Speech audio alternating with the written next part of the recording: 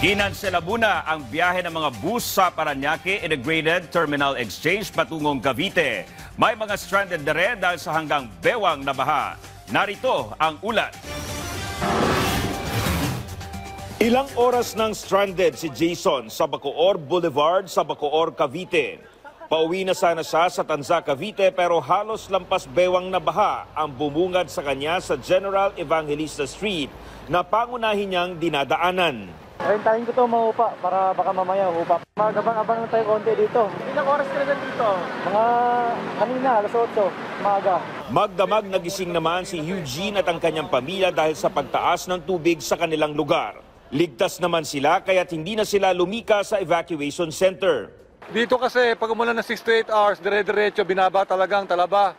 Talaba, Bacoor to, Cavite. Every year to, ganito. Hindi nagbabago ang ano rito. Nabasa naman ang mga gamit ni Linda dahil sa bilis ng pag-akyat ng tubig sa kanilang bahay. Umabot hanggang dibdib ang baha, subalit pinili pa rin nilang hindi lumikas. Magdamag na, gising ako. Hanggang ngayon, yan pa rin ako. Dahil basang-basa ako. Pati nga hanap buhay mo, wala ako.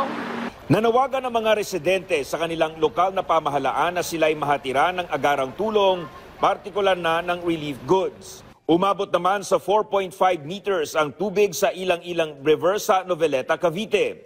Inilikas ang ilang residente sa Imus, Cavite dahil sa pagbaha sa lugar.